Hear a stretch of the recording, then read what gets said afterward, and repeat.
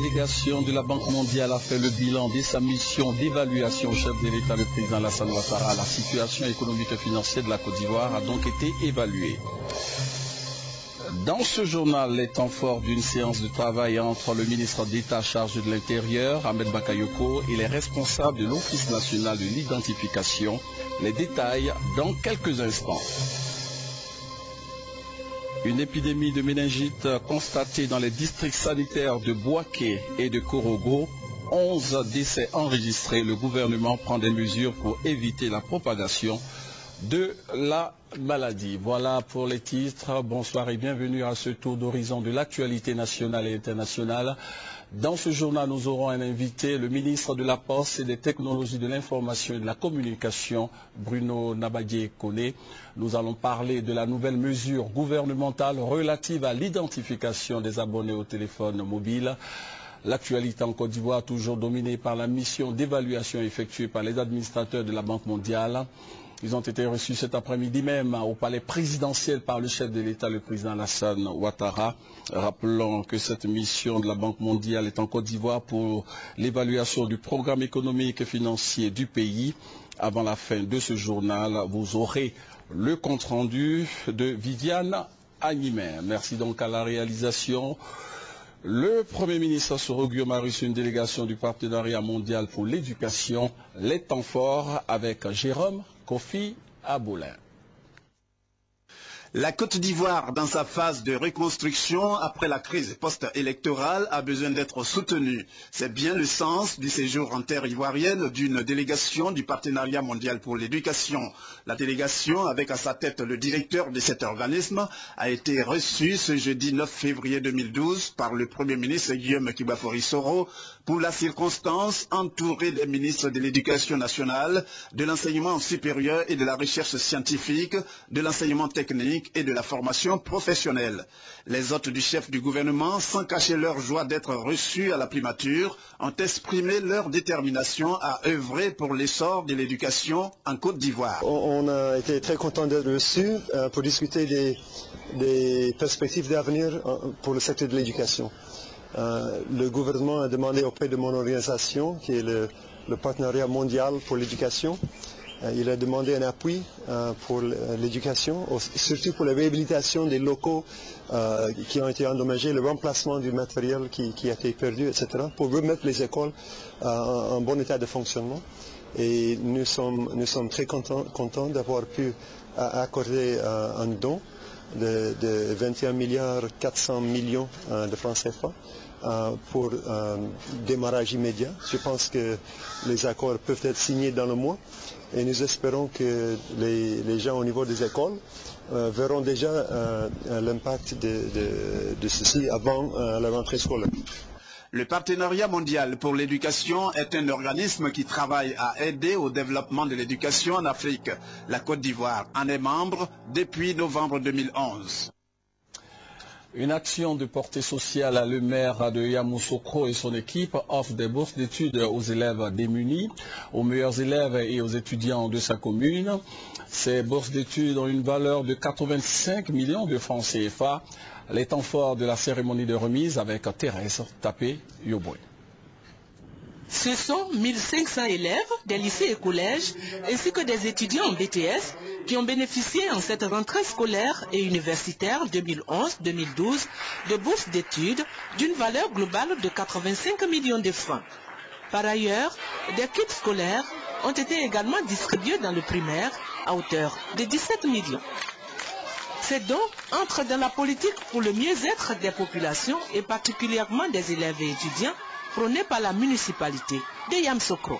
Dès 2002, nous avons mis en place une commission pour réfléchir comment aider les enfants de la commune pour que tous puissent effectivement étudier. On ne peut pas tous devenir docteurs, on ne peut pas tous devenir ingénieurs, mais il y a les contremaîtres, il y a les techniciens supérieurs, etc., pour les aider tous. C'est comme ça qu'est venue, disons, l'idée de la prise en charge. Aider les parents à scolarisé tous les enfants de la commune de Yamoussoukro. Il faut qu'il y ait 100% de scolarisation.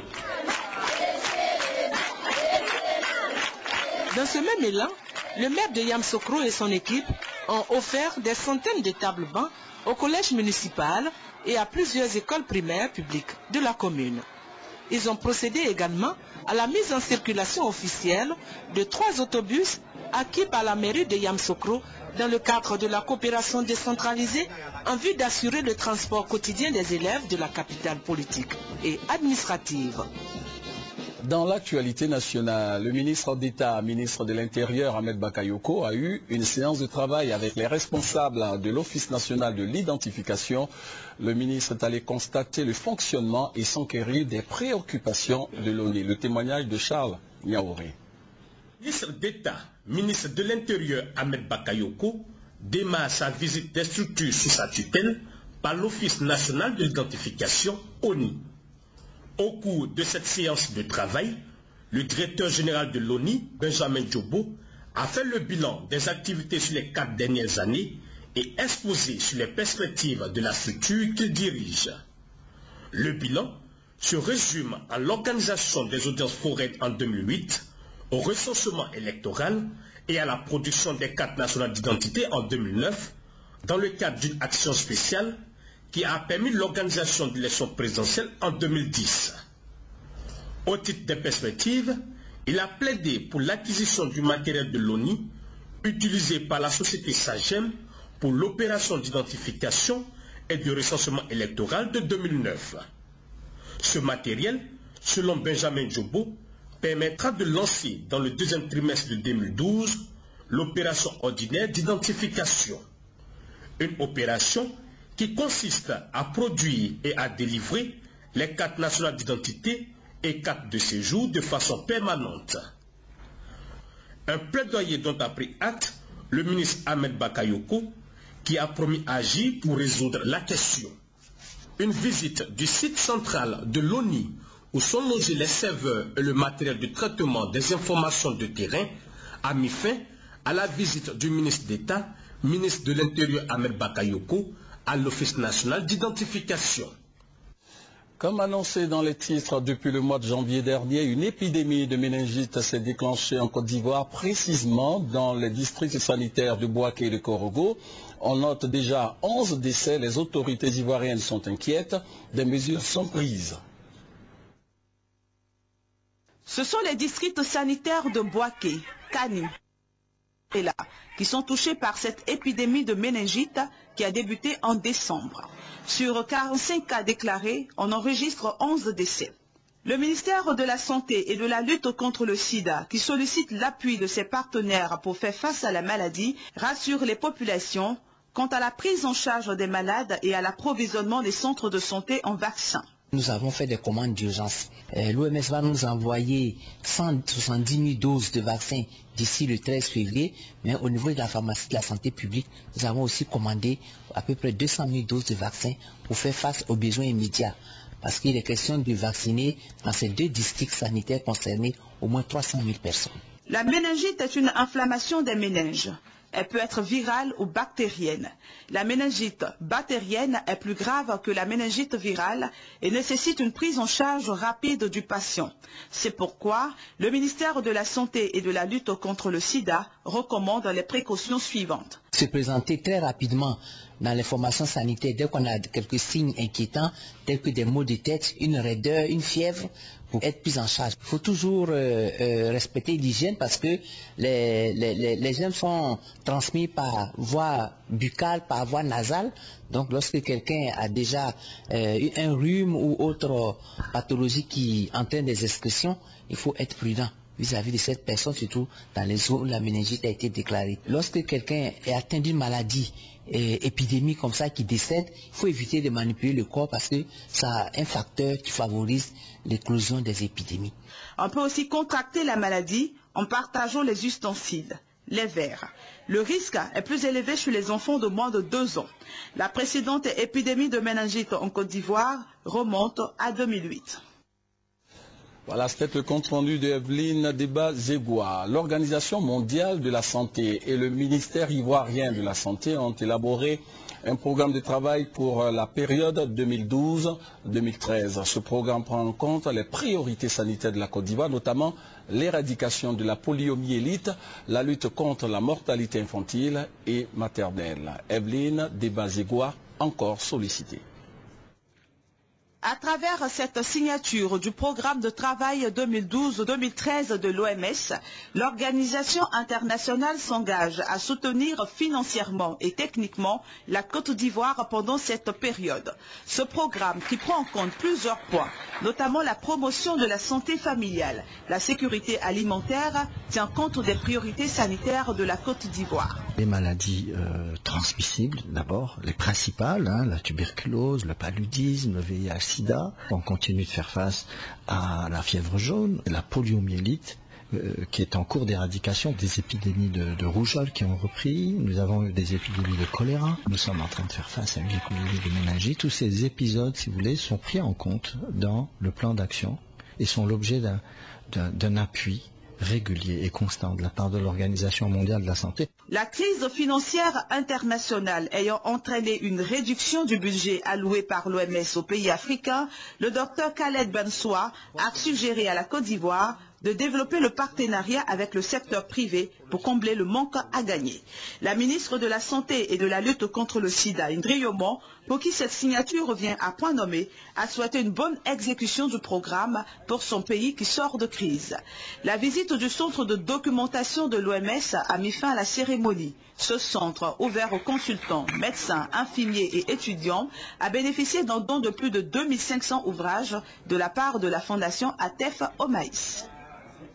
Nos reporters sont enfin prêts. L'actualité en Côte d'Ivoire dominée par la mission d'évaluation effectuée par les administrateurs de la Banque mondiale. Ils ont été reçus cet après-midi au palais présidentiel par le chef de l'État, le président Alassane Ouattara. Le point avec Viviane Agnimer. L'audience accordée par le président de la République à la délégation des administrateurs de la Banque mondiale a revêtu la forme d'une séance de travail qui a réuni, outre le chef de l'État, les administrateurs, les ministres de l'économie, du plan, de la santé et de l'industrie.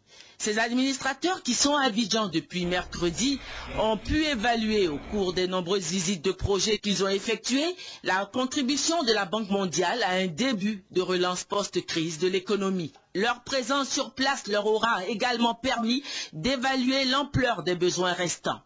La visite en Côte d'Ivoire de cette délégation, qui compte près de la moitié du conseil d'administration de la Banque mondiale, est d'autant plus importante que c'est le conseil d'administration qui approuve les accords de financement et les diverses allocations de ressources aux différents pays. Dans le cadre du financement de l'économie nationale, les autorités ivoiriennes sont jusque-là dans l'attente de la décision d'achèvement de l'initiative PPTE initiée par la Banque mondiale. Une décision qui permettra à la Côte d'Ivoire, au terme du respect de certaines conditionnalités, de bénéficier d'importants financements de la part de l'institution financière mondiale. Au sortir de la rencontre bilan qu'ils ont eue avec le président de la République, les administrateurs de la Banque mondiale ont exprimé un satisfecit quant au respect en cours par la Côte d'Ivoire de ces conditionnalités. Nous avons eu le plaisir, l'honneur de rencontrer votre président, qui nous a présenté sa vision pour le futur du pays.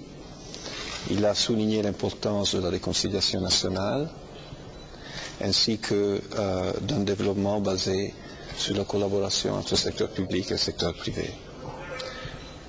Toutes ces observations correspondent à nos propres impressions.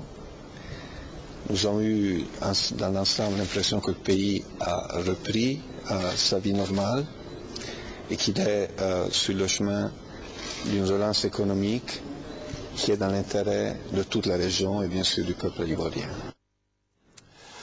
Une escale dans le domaine de la communication. Les journalistes et autres professionnels des médias ont maintenant leur centre médical.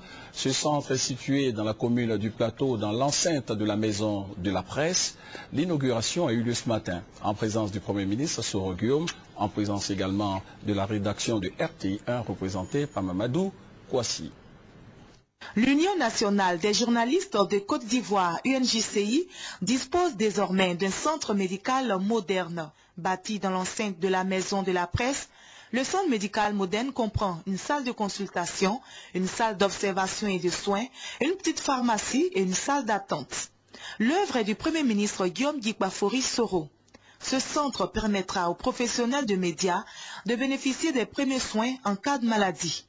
Véritable soulagement pour les hommes de médias, soutient le président de l'UNJCI, Mam Camara. Nous réitérons nos vœux de voir une presse ivoirienne libre, responsable et professionnelle. Une presse digne, debout, qui en impose par le respect qu'elle inspire. Mais surtout une presse qui évolue dans de meilleures conditions de vie sociale. Le ministre de la Communication, Diakité Koti Suleiman, est reconnaissant au Premier ministre pour la réalisation de ce projet. Aussi souhaite-t-il que cela contribue à la promotion de la presse en Côte d'Ivoire. Le bien-être mental et physique du journaliste de Côte d'Ivoire fait partie de nos chantiers prioritaires. Et ce centre de santé en constitue l'un des premiers jalons.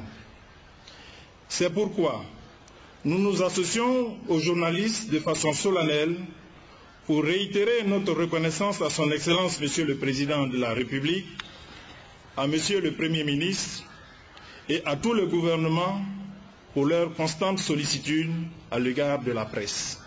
Le Premier ministre Guillaume Soro a offert 5 millions de francs CFA à l'UNJCI. Selon lui, la contribution des journalistes au processus de réconciliation et de reconstruction passe par une bonne santé de ces derniers. Nous sommes conscients que nous ne pouvons avoir une presse de qualité que si on agit positivement sur l'environnement et le cadre de travail et de vie des journalistes. Évidemment, par la professionnalisation du secteur, surtout dans les pays en voie de développement, la profession s'est précarisée. Nous en sommes conscients, mais le gouvernement va continuer de travailler et d'être au plus près des journalistes. Au nom du gouvernement, la ministre de la Santé et de la lutte contre le sida a offert des médicaments de première nécessité. Le fonds de soutien et de développement de la presse est chargé de l'équipement matériel et en médicaments du centre médical. Comme annoncé en début de journal, nous recevons le ministre de la Poste, des Technologies de l'Information et de la Communication, Bruno Nabagné-Koné. Bonsoir, monsieur le ministre. Bonsoir, monsieur Mobion. Avant de parler de l'identification des abonnés, dites-nous ce que c'est que la cybercriminalité. En un mot, la cybercriminalité aujourd'hui revêt un grand nombre de formes. Cela part, par exemple, de l'intrusion non autorisée dans les systèmes informatiques, dans des réseaux, au vol d'informations sur un système informatique. Cela passe par la pornographie infantile, par exemple, la pédopornographie.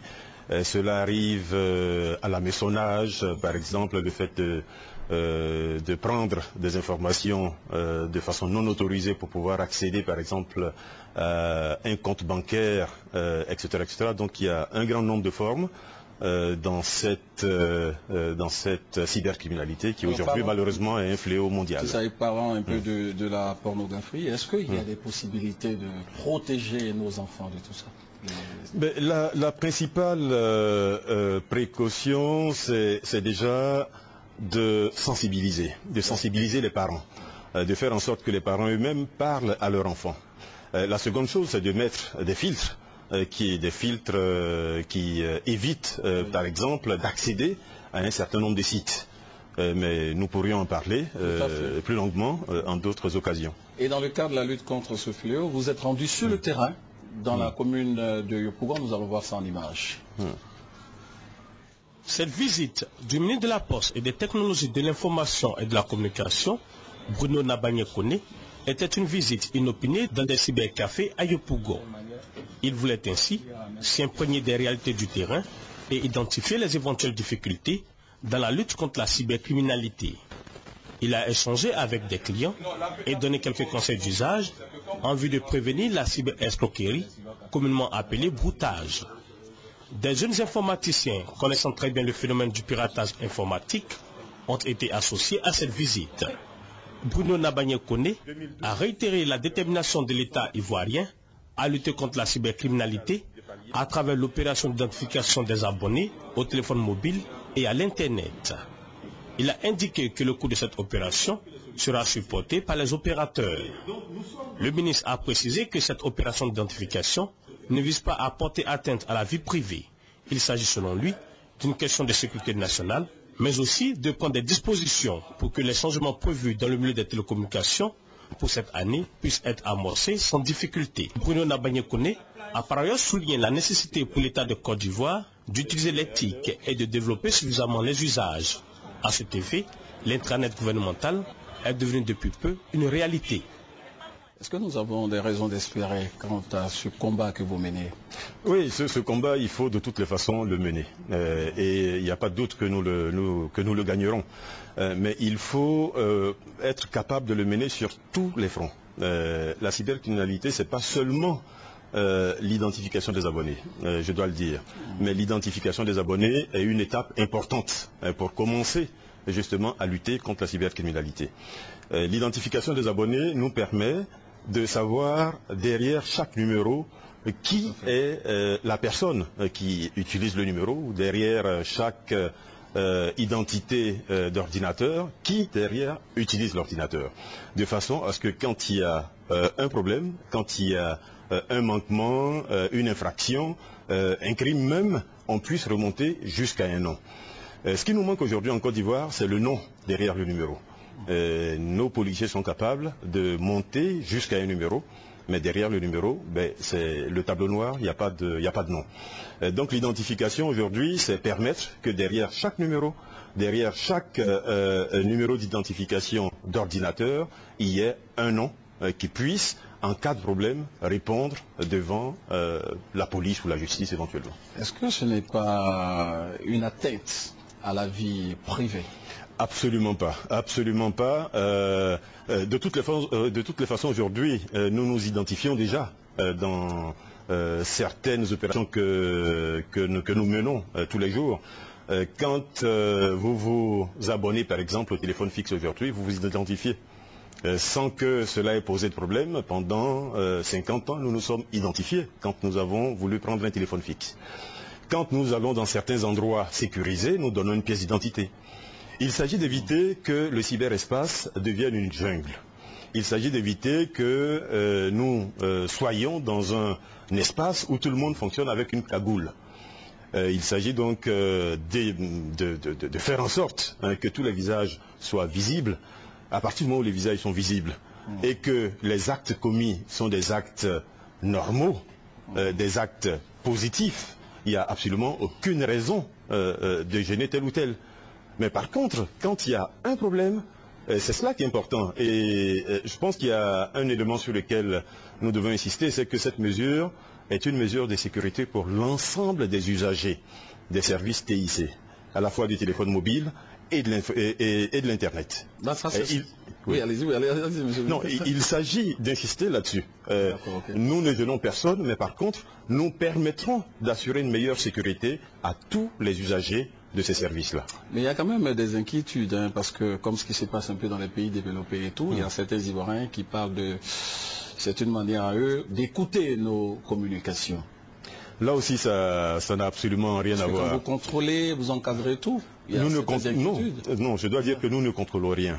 Ce que nous faisons là, je devais le dire en entrée, mais je vais maintenant le dire, c'est que la Côte d'Ivoire, aujourd'hui, est perçue comme un paradis pour les cybercriminels. Et il faut savoir qu'il y a des mesures qui sont prises au plan mondial, par tous les pays, à partir du sommet mondial de la société de l'information, jusqu'à plus près de nous, ici, au niveau de la CEDEAO, à partir des directives et actes additionnels qui sont pris. Il y a un contrôle qui est demandé à tous les pays sur les usagers des services téléphoniques, fixes, mobiles et Internet. En raison de la crise en Côte d'Ivoire, nous avons probablement connu un retard important. Ce retard, maintenant, il faut le rattraper.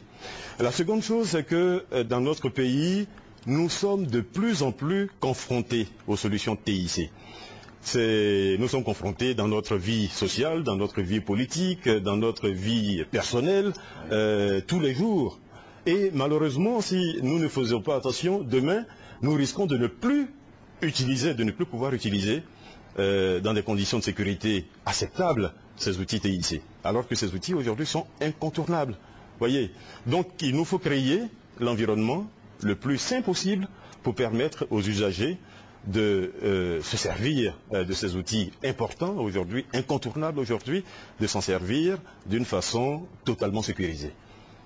C'est cela l'objectif que nous visons à travers cette opération. Alors avant de vous laisser partir, certainement vous avez peut-être, comme on dit dans le jargon, un dernier mot. Le mot, c'est surtout de rassurer les Ivoiriens. Cette opération est une opération qui va sécuriser notre espace, notre cyberespace. Faire en sorte que la Côte d'Ivoire puisse s'intégrer à l'ensemble du cyberespace mondial. Ces mesures sont prises au plan mondial. Donc il faut que tous les pays qui n'ont pas encore pris les mesures pour sécuriser leur espace le fassent. Et nous sommes en Côte d'Ivoire en train de le faire aujourd'hui. Nous avons malheureusement pris du retard, mais ce n'est pas trop tard pour bien faire. Et aujourd'hui, les mesures que nous prenons sont des mesures qui vont apporter davantage de sécurité à tous les Ivoiriens. Il n'y a absolument aucun doute. Toutes les craintes qu'il y a à gauche et à droite sont totalement infondées. Tout simplement parce que si vous fonctionnez normalement, si vous ne commettez pas d'infraction, si vous ne commettez pas d'actes malveillants, il n'y a absolument aucune raison que vous soyez touché par les enquêtes éventuellement faites par la police. C'est comme dans la vie normale. C'est comme dans la vie normale. Si vous circulez et que vous respectez toutes les règles du code de la route, vous n'êtes pas confronté à une infraction, vous n'êtes pas confronté à un policier. Mais par contre, si vous commettez une infraction, il faut que le policier soit capable de dire que vous avez commis une infraction et que c'est bien vous. Aujourd'hui, nous ne sommes pas capables de le faire et nous espérons que cette opération permettra définitivement de réintégrer la Côte d'Ivoire dans un cyberespace plus sécurisé. Merci donc, Monsieur le ministre. C'est-à-dire qu'on ne pourra plus acheter les petites puces en bordure de route, les puces tous les jours. Nous n'avons malheureusement pas eu le temps d'en parler. Le temps de parler du contenu du décret qui a été pris, mais naturellement, les SIM, les cartes SIM ne pourront plus être vendues comme elles se font aujourd'hui au bord de la route. Et même si elles l'étaient, elles ne pourront pas être activées tant que la personne qui a la puce n'a pas été identifiée. Ah d'accord, mais c'est important de savoir. Donc, juste pour dire deux mots, les personnes qui sont concernées, donc ça va être les opérateurs mobiles, ça va être les fournisseurs d'accès Internet, ce qu'on appelle les ISP, et ça va être également les cybercafés, parce que tout simplement, c'est le lieu malheureusement d'où partent la plupart des infractions qui sont commises en Côte d'Ivoire. Il s'agira, par exemple pour les opérateurs mobiles et pour les ISP, de fournir, quand vous allez prendre un abonnement, de fournir tous les éléments qui permettent clairement de vous identifier. Il y a un certain nombre de pièces d'identité qu'il faudra produire. En ce qui concerne les cybercafés, naturellement, la procédure est allégée. Le cybercafé étant lui-même déjà répertorié chez un ISP, tout ce qu'il aura à faire, c'est tenir un registre dans lequel il relèvera le nom, le numéro de carte d'identité, l'heure à laquelle la personne a utilisé un poste et puis quel poste a été utilisé. Si, encore une fois, j'insiste là-dessus, s'il n'y a rien, il n'y aura rien. Mais par contre, s'il y a une infraction, nous serons capables, la police en particulier sera capable de remonter jusqu'à la personne qui a commis l'infraction. Il est important également de souligner que les enquêtes ne sont pas faites par le ministère dont j'ai la charge, ne sont pas faites par n'importe qui, pas même par les opérateurs. Les enquêtes, s'il y a enquête, sont faites évidemment sur réquisition judiciaire. Donc c'est un juge qui dira il y a une infraction qui a été commise à partir de telle identité d'ordinateur ou à partir de tel numéro mobile et naturellement les enquêteurs pourront remonter le fil jusqu'à la personne qui est concernée. Voilà qui est clair, Monsieur le ministre, vous aurez d'autres occasions pour expliquer cela aux Ivoiriens. Nous l'espérons. Merci donc de votre passage. Je vous remercie. La mission d'évaluation de la Banque mondiale en Côte d'Ivoire était ce vendredi sur le terrain. Elle a visité les plantations de palmiers à huile et d'EVA du groupe SIFCA dans la région de Grand Laou. Le compte-rendu de notre reporter Jean-Jacques Kwame. Pour sa 4e visite sur le terrain, la délégation de la Banque mondiale a voulu comprendre l'importance de la chaîne des différentes valeurs ajoutées dans le secteur agro-industriel de Côte d'Ivoire. Cap sur les unités agricoles intégrées de Irobo, spécialisées dans la production de l'huile de palme brute, et de Tupa Urso, productrice d'EVA, toutes du groupe SIFCA dans la région de Grand Laou. De la plantation à l'exportation de l'huile de palme et de l'EVA, les administrateurs de la Banque mondiale ont suivi le parcours de ces deux produits agricoles et la collaboration des petits planteurs avec ses grandes unités agricoles. Et pour le porte-parole de la délégation Banque mondiale, cette synergie producteur et unité industrielle doit être renforcée pour le nouveau départ du développement agricole des États africains. Très content de voir qu'il est possible de combiner les intérêts d'une grande entreprise avec les intérêts des producteurs indépendants. Je crois que c'est vraiment le message important que nous tirons. L'espoir pour l'agriculture africaine de trouver ces formes de combinaison entre des activités qui sont intensives en capital et en main-d'œuvre spécialisée d'une part et les petits producteurs qui doivent améliorer leurs conditions de vie.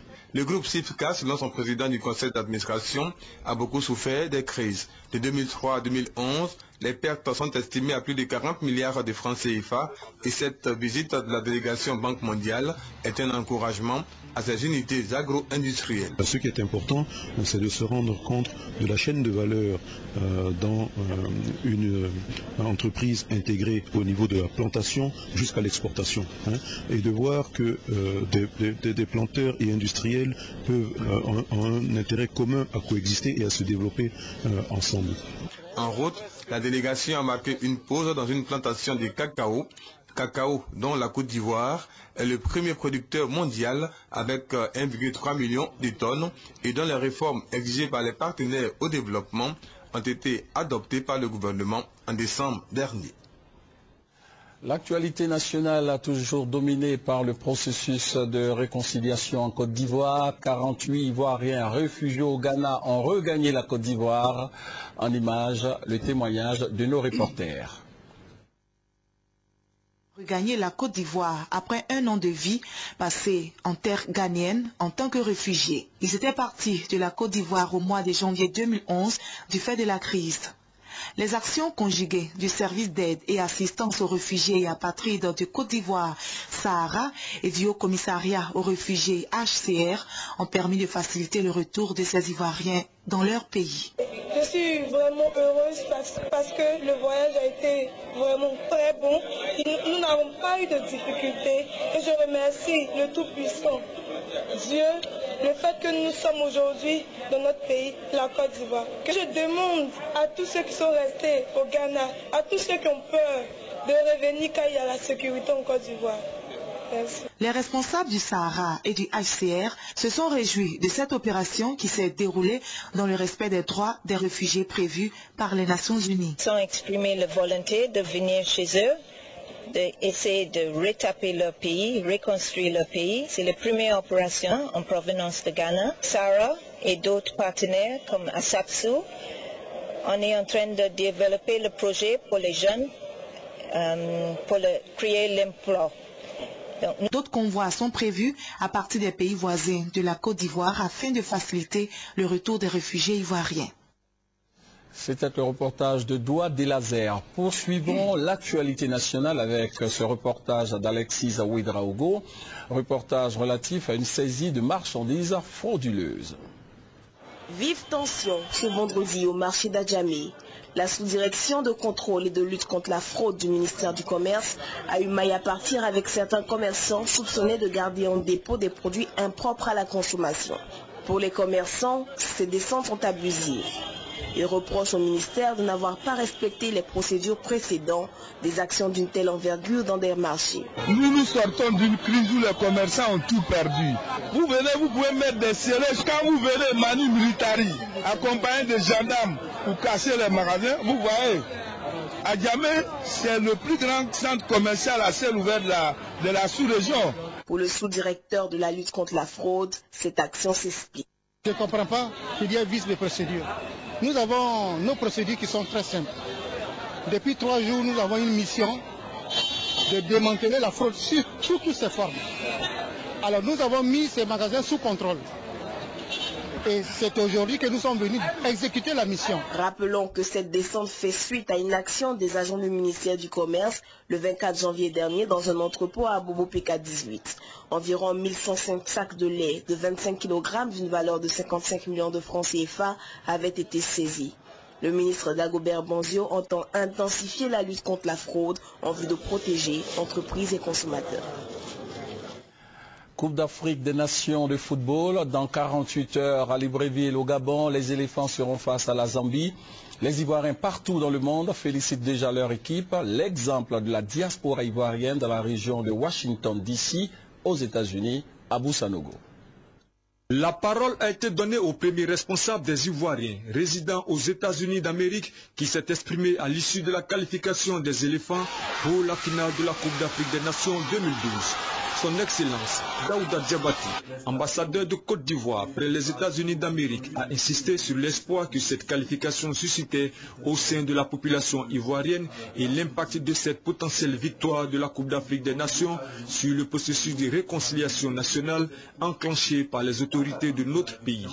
Aussi a-t-il rappelé le caractère rassembleur du football, tout en félicitant les éléphants pour leurs brillantes prestations depuis le début de cette compétition. Ainsi, en vue de marquer le soutien de toute la communauté ivoirienne aux 11 nationales et aussi recréer cette ambiance fraternelle et conviviale des grandes compétitions, l'ambassadeur convie tous les Ivoiriens et amis de la Côte d'Ivoire à venir suivre sur écran géant le dimanche 12 février prochain la finale de la Coupe d'Afrique des Nations à la Chancellerie. Guy Kwame, le président des Ivoiriens de la région métropolitaine de Washington DC, couvrant les États de DC, Maryland et Virginie, a lui aussi fait remarquer l'opportunité de cette victoire dans le processus de réconciliation nationale. Il a lancé un appel au rassemblement sans distinction aucune autour des éléphants afin de ramener à Abidjan ce trophée tant attendu par tous les Ivoiriens. Certains membres de la diaspora ivoirienne de la région de DC ont eux aussi exprimé leur joie quant à la victoire des éléphants face au Mali et ont souhaité bonne chance à la sélection ivoirienne pour la finale du 12 février prochain. Et toujours du sport, et nous recevons M. Stéphane Grant-Yobou, directeur général de l'Interbat. Bonsoir. Bonsoir, monsieur. Alors, vous construisez des maisons, ça c'est vrai, mais vous êtes porteur d'un message à l'endroit des éléphants. Quel est le contenu de ce message? Bonsoir, chers téléspectateurs. Bonne année. Nous voudrions, avant tout propos, remercier la RTI pour l'opportunité qu'elle nous donne d'être sur ce plateau. Chers téléspectateurs, les nouvelles sont bonnes. Nous sommes avec vous ce soir pour féliciter notre équipe nationale de football qui s'est brillamment qualifiée pour la finale de la Coupe d'Afrique des Nations.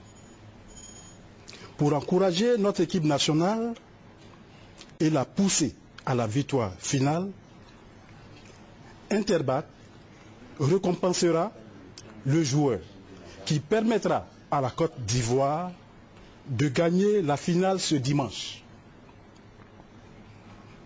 Ce joueur, celui-là même qui marquera le but décisif, recevra une villa duplex 5 pièces de type Fidji d'une valeur de 60 millions de francs CFA dans notre programme immobilier, les résidences, les arcades 4 à Cocody de Plateau Djibi.